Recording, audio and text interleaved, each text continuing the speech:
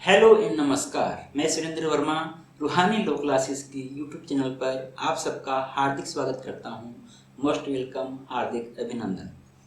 महिला तथा बाल अपराध की सीरीज के अंदर हम क्वेश्चन आंसर कर रहे थे और आज हम जिस अधिनियम के प्रश्न उत्तर के बारे में चर्चा करने वाले हैं उस अधिनियम का नाम है बाल और किशोर श्रम प्रतिषेध और विनियमन अधिनियम 1986।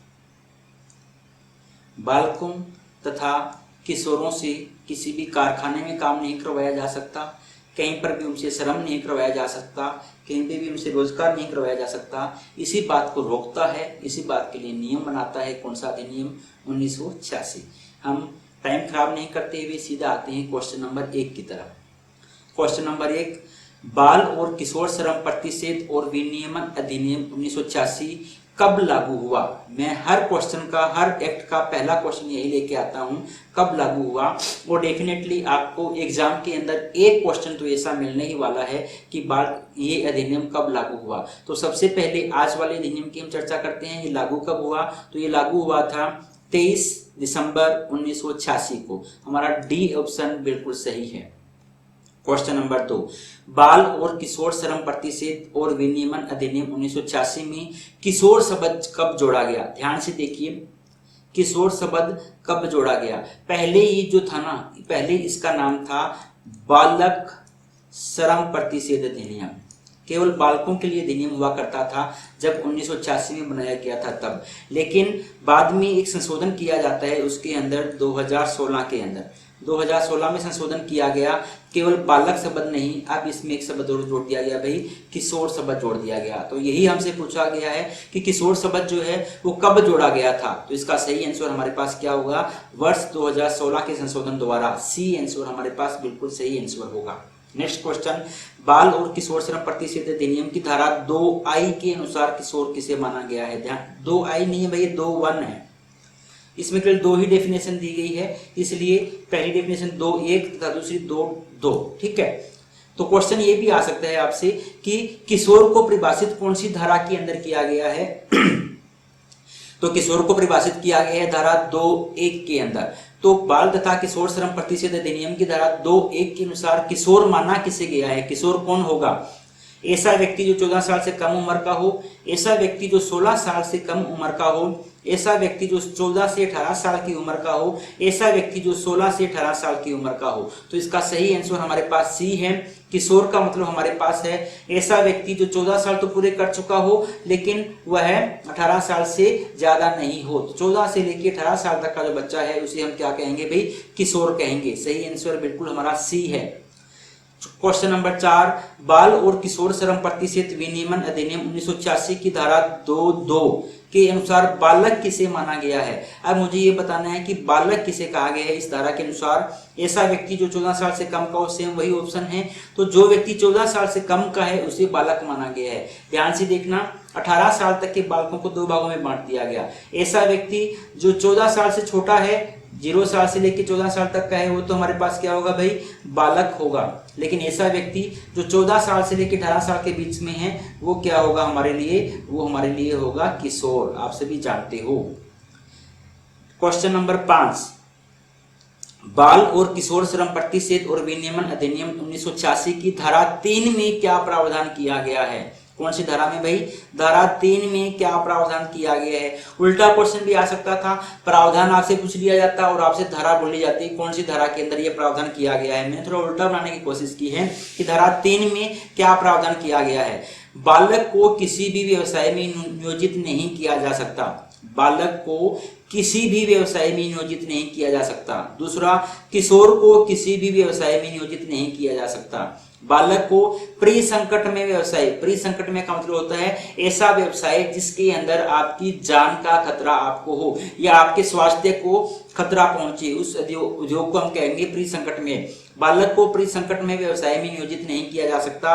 किशोर को प्री संकट में व्यवसाय में नियोजित नहीं किया जा सकता। तो ये धारा 3 की यदि बात करता हूं तो धारा 3 बात करती है किसके बारे में, बालकों के बारे में। बालक का मतलब क्या हो गया, 0 से लेकर 14 साल तक का बच्चा। तो धारा 3 कहती है 0 से लेकर 14 साल तक के बच्चे को कहीं भी काम नहीं करवाया जा सकता, कहीं भी काम करवाने से पूर्णतः रोका गया है, पूर्णतः रोक है या पूर्णतः प्रतिबंधित किया गया है। तो बिल्कुल सही है, बालक को किसी भी व्यवसाय में नियोजित नहीं किया जा सकता। ये कौन से कहती है हमारे पास, धारा नंबर 3 कहती है। ए आंसर बिल्कुल सही होगा। क्वेश्चन नंबर 6, बाल और किशोर श्रम प्रतिषेध विनियमन अधिनियम 1986 की धारा 3A में क्या प्रावधान किया गया, ध्यान से देखिए। 3A का मतलब है नई जोड़ी गई धारा है, और नई कब जोड़ी गई थी, आपको पता है 2016 के संशोधन के द्वारा इसमें धारा नहीं जोड़ी गई थी। और 2016 में क्या जोड़ा गया था, 2016 में किशोर शब्द जोड़ा गया था। तो ये धारा किससे संबंधित है भाई, किशोरों से संबंधित है। तो इस धारा में कहा गया कि जो किशोर हैं उनसे प्री संकट में कारखानों में काम नहीं करवाया जा सकता। डी आंसर सही है। तो ध्यान से देखना, 2 कैटेगरी हमारे पास है। 0 से 14 साल तक की कैटेगरी है, बच्चे से कोई भी काम नहीं करवा सकते, बिल्कुल भी काम नहीं करवा सकती। लेकिन 14 से 18 साल की कैटेगरी है तो बच्चे से काम करवाया जा सकता है, काम करवाने पर पाबंदी नहीं है। लेकिन कहाँ नहीं करवा सकते, ऐसी किसी भी जगह पे नहीं करवा सकते जहां पर बच्चे की जान को खतरा हो या बच्चे के स्वास्थ्य को खतरा हो। बिल्कुल सही उत्तर हमारा है डी। अगला क्वेश्चन, बाल और किशोर श्रम प्रतिषेध अधिनियम 1986 की धारा 4 के अनुसार, धारा 4 क्या कहती है, धारा 4 के अनुसार परिसंकट में उद्योगों की अनुसूची बनाने का या उसमें संशोधन करने की शक्ति किसके पास है। मैंने अभी बताया ना, धारा 3A में क्या लिखा गया है, किशोरों से परिसंकट में उद्योगों में काम नहीं करवा सकते। तो परिसंकट में उद्योग कौन कौन से होंगे, इसकी लिस्ट बनानी पड़ेगी, और इसकी लिस्ट को कहा जाता है अनुसूची। जो अनुसूची बनानी पड़ेगी, तो यहाँ पूछा गया अनुसूची बनाने की पावर जो है वो किसके पास है। तो इसका सही उत्तर हमारे पास है केंद्र सरकार के पास। केंद्र सरकार ही अनुसूची बना सकती है जो परिसंकट में उद्योग कौन कौन से हैं, और यदि किसी उद्योग को उसमें डालना है या हटाना है तो संशोधन करना है, मतलब कहने का हुआ, तो संशोधन करने की पावर भी केंद्र सरकार के पास ही है। राज्य सरकारें इस बारे में कोई भी काम नहीं कर सकती हैं। क्वेश्चन नंबर नेक्स्ट, बाल और किशोर श्रम प्रतिषेध विनियमन की किस धारा के तहत अनुसूची में नामों को जोड़ने या घटाने के उद्देश्य से तकनीकी सलाहकार समिति का गठन किया गया है। अभी मैंने आपको बताया कि यदि सूची में नाम जोड़ना है, नाम घटाना है, तो किसका काम है, केंद्र सरकार का काम है। लेकिन केंद्र सरकार को बताएगा कौन भी, आप कौन सा नाम जोड़ दो, आप कौन सा नाम घटा दो। तो केंद्र सरकार को ये बताने के लिए कि आप कौन सा नाम जोड़ो, कौन सा नाम घटाओ, इसके लिए बनाई जाती है एक तकनीकी सलाहकार समिति। तो हमसे पूछा गया है कि इस अधिनियम की कौन सी धारा है जो ये कहती है कि तकनीकी सलाहकार समिति बनाई जाएगी। तो अधिनियम की धारा नंबर 5 हमें ये कहती है कि आपको क्या बनानी पड़ेगी, एक तकनीकी सलाहकार समिति बनानी पड़ेगी। अगला क्वेश्चन, धारा 5 के तहत गठित तकनीकी सलाहकार समिति में कितने सदस्य होंगे, 5, 7, 9, 11। तो इसमें 11 सदस्य होते हैं भाई। 11 सदस्य कौन कौन होते हैं, एक तो इसमें कौन होगा, अध्यक्ष होगा, तथा 10 इसमें क्या होंगे, अन्य सदस्य होंगे। तो कुल सदस्य कितने होते हैं, कुल इसमें 11 मेंबर होते हैं। क्वेश्चन नंबर डी उत्तर हमारे लिए बिल्कुल सही है। बाल और किशोर श्रम प्रतिषेध अधिनियम की धारा 7 के अनुसार किसी भी किशोर को किसी व्यवसाय के अंदर, किशोर की बात हो रही है, देखो बालक से तो काम करवाया ही नहीं जा सकता, किशोर से करवाया जा सकता है। तो पूछता है किसी भी किशोर को व्यवसाय के अंदर, उद्योग धंधे के अंदर, कारखाने में या किसी प्रोसेसिंग यूनिट के अंदर कितनी समयावधि के लिए कार्य करने की अनुमति दी गई है। किशोर से आप काम तो करवा सकते हो, लेकिन इसका मतलब ये नहीं है कि सारा दिन 24 घंटे काम करवाते रहो। टाइम लिमिट फिक्स कर दिया गया है कि आप इसी टाइम में, इतने ही टाइम के लिए आप काम करवा सकते हो। 2 घंटे प्रतिदिन, 3 घंटे प्रतिदिन, 5 घंटे प्रतिदिन या 6 घंटे प्रतिदिन। तो इसका हमारे पास बिल्कुल सही आंसर है, किशोर से 3 घंटे प्रतिदिन काम करवाया जा सकता है। 3 घंटे प्रतिदिन से ज्यादा किशोर से काम नहीं करवाया जा सकता। क्वेश्चन नंबर 11, बाल और किशोर श्रम प्रतिषेध अधिनियम 1986 की किस धारा के अंतर्गत किशोर के लिए साप्ताहिक छुट्टी की प्रावधान की गई है। पहली बात, धारा 7 कहती है कि आप 3 घंटे ही काम करवा सकते हो। कौन सी धारा कहती है, ये धारा 7 कहती है। उससे अगली जो धारा है धारा 8, धारा 8 क्या कहती है, आप 3 घंटे काम करवाओगे, उसके बावजूद ही बालक को 7 दिन के अंदर एक दिन ऐसा होना चाहिए जिस दिन उसको पूरे दिन की छुट्टी रहे, जिसे हमने कहा साप्ताहिक छुट्टी। तो कौन सी धारा की बात कर रही है, धारा नंबर 8 ये बात करती है। बाल और किशोर श्रम प्रतिषेध अधिनियम 1986 की किस धारा में किशोर को नियोजित करने वाले नियोजक के लिए रजिस्टर का संधारण करना अनिवार्य है।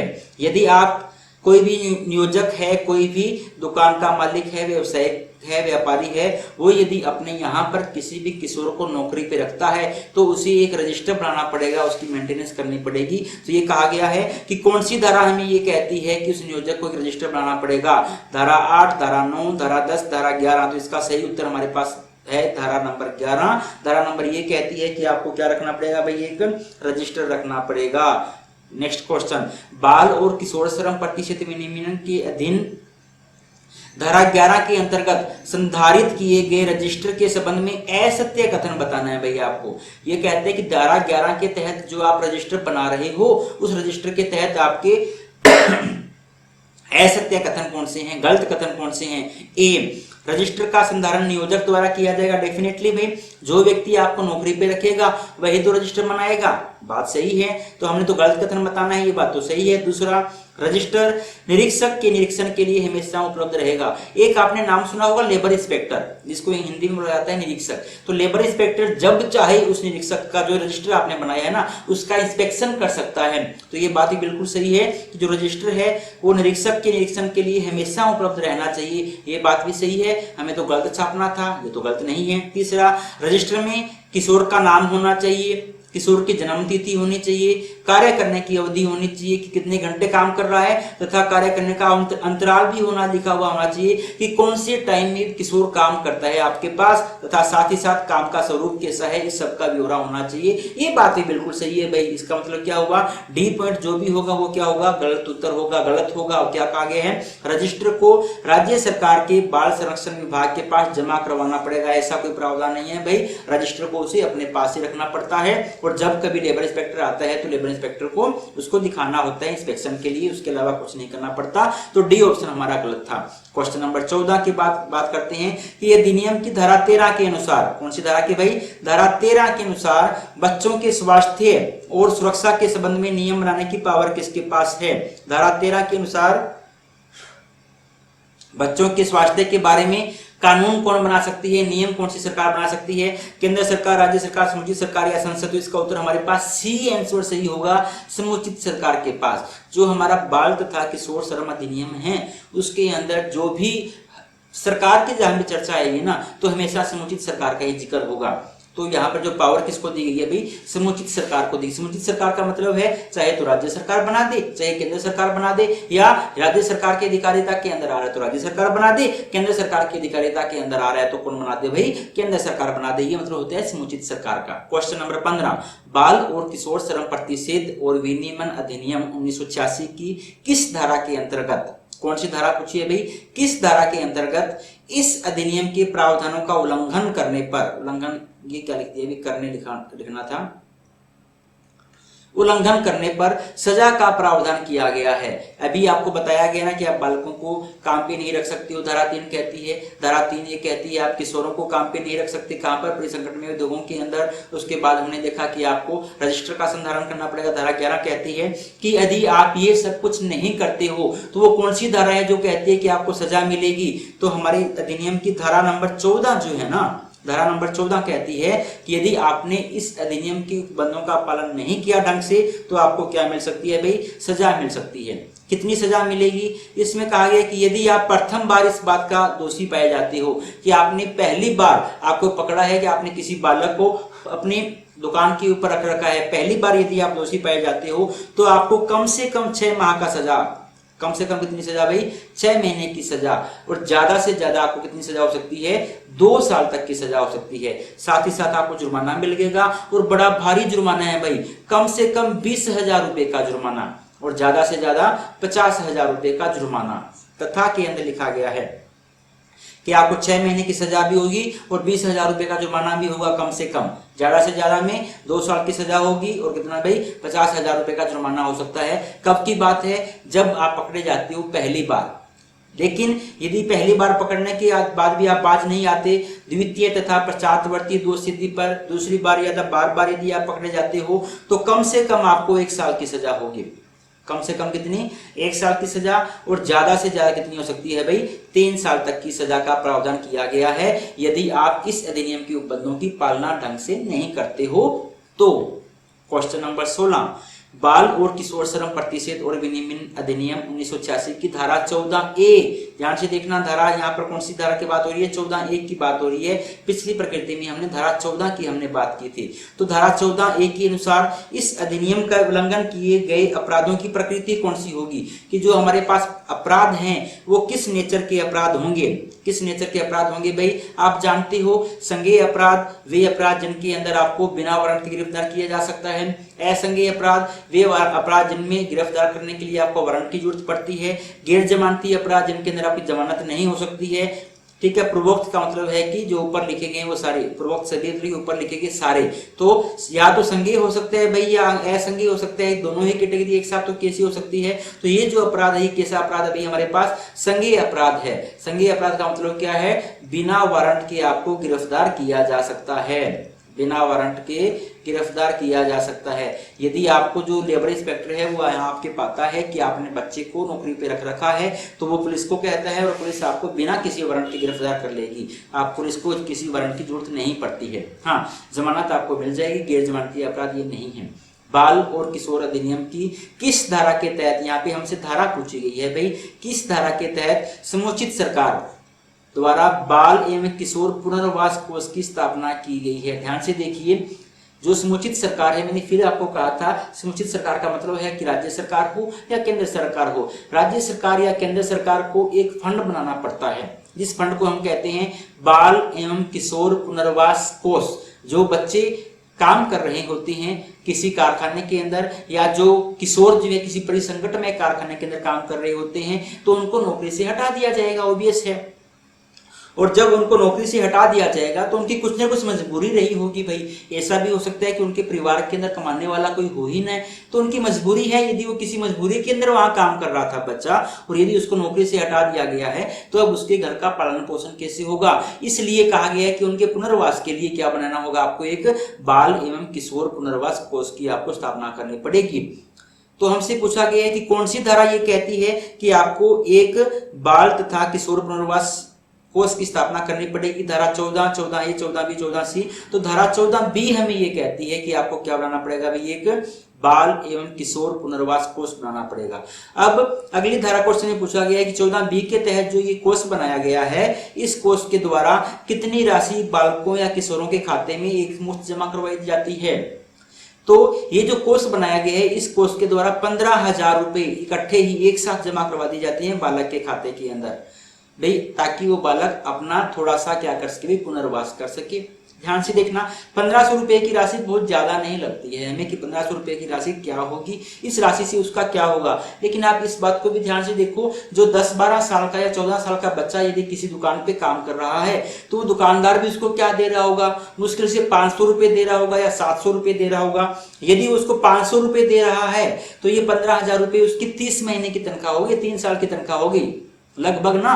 30 महीने की तनख्वाह 15,000 रुपए होती है, जो पहले ही जमा करा दी। यदि 700-800 रुपए मिलते भी उसको हैं, 800 रुपए भी यदि उसको मिलते हैं, तो भी 2 साल की तनख्वाह तो एडवांस में गवर्नमेंट जमा करवा रही है। तो उस टाइम में वो पढ़ सकता है, कुछ और काम कर सकता है, अपना फ्यूचर गेन कर सकता है, तब तक वो किशोर भी हो जाएगा। तो 15,000 रुपए क्या करवाए जाते हैं, उसके खाते में जमा करवाए जाते हैं, ताकि वो अपना अच्छा भविष्य बना सके। और ये 15,000 रुपए एक साथ उसके खाते में जमा करवा दिए जाते हैं, उस बच्चे के खाते में जमा करवाए जाते हैं, माँ बाप के खाते में जमा नहीं करवाए जाते। कई बार ऐसा भी होते हैं ना, उसके मान लो पिता है या गार्जियन कोई भी है, वो शराब पीते हैं, नशा करते हैं, तो वो तो उड़ा देंगे। यदि उनके खाते में जमा करवाए तो उनके खाते में जमा नहीं करवाते, बच्चे के खाते में जमा करवाए जाते हैं, ताकि बच्चा अपनी उन पैसों का सदुपयोग कर सके। क्वेश्चन नंबर 19 की यदि हम बात करें, बाल और किशोर श्रम प्रतिषेध और विनियमन अधिनियम 1986 की किस धारा के अंतर्गत, फिर से धारा पूछी गई है भाई, किस धारा के अंतर्गत निरीक्षकों की नियुक्ति की जाती है। मैंने अभी आपको बताया था ना कि लेबर इंस्पेक्टर होता है, क्या काम है उसका, जो रजिस्टर का इंस्पेक्शन करना उसका काम है। जो रजिस्टर बनाया जाता है उसका ये क्या करता है, इंस्पेक्शन करता है।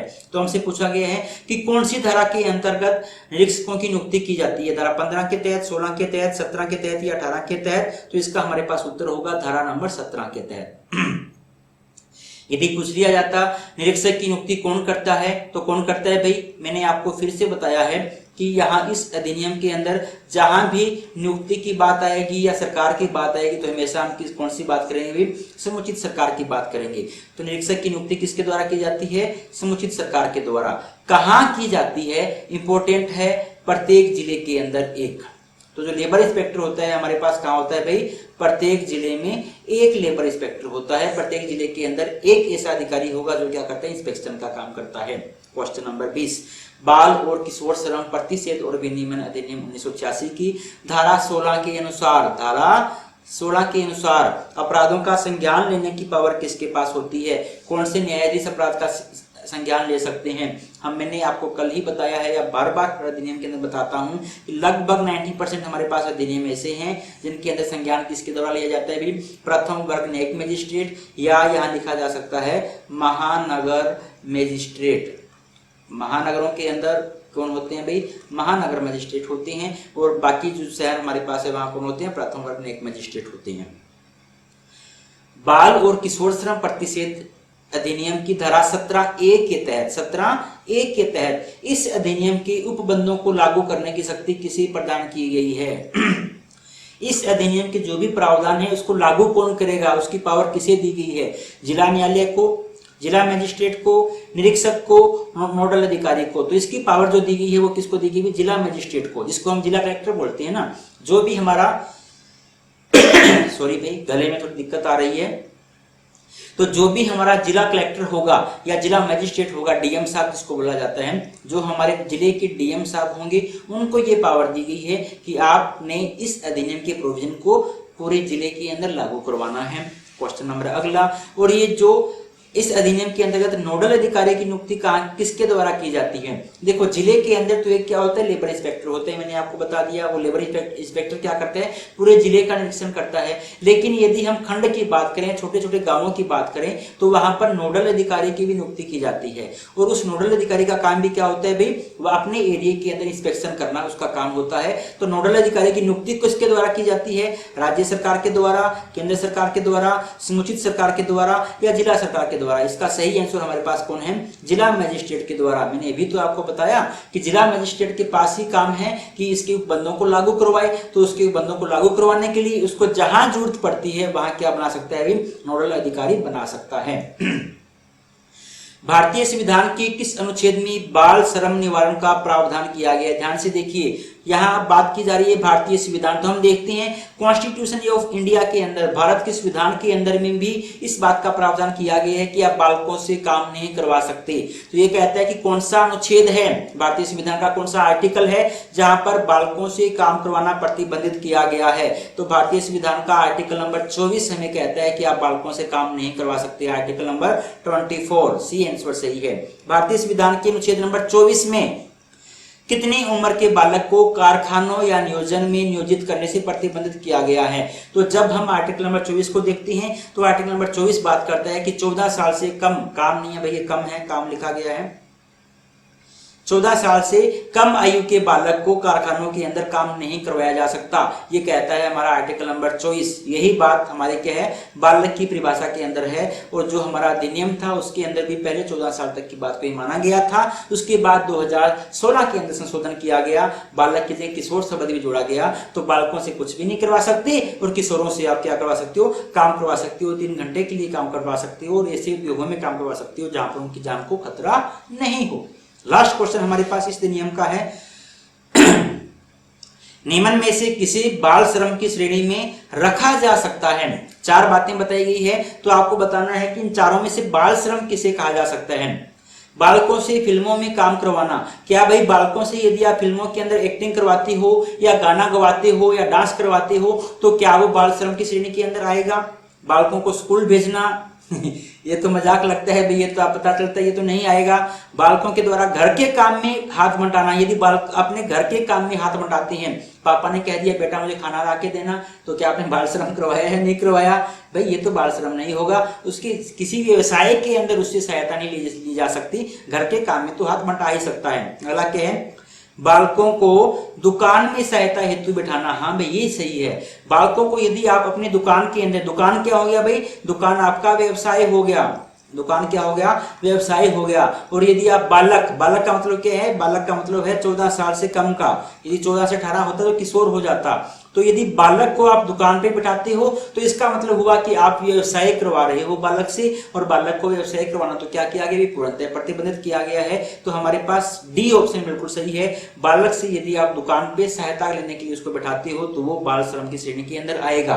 अब आप कहोगे सर ए ऑप्शन का क्या, बालकों से फिल्मों के अंदर एक्टिंग करवाना, तो जो फिल्मों के अंदर एक्टिंग करवाना है, गाना गवाना है, डांस करवाना है ना, ये बाल श्रम की कैटेगरी के अंदर नहीं आता। ये बालक की कला का प्रदर्शन है, बालक की कला का या बालक के हुनर का प्रदर्शन है।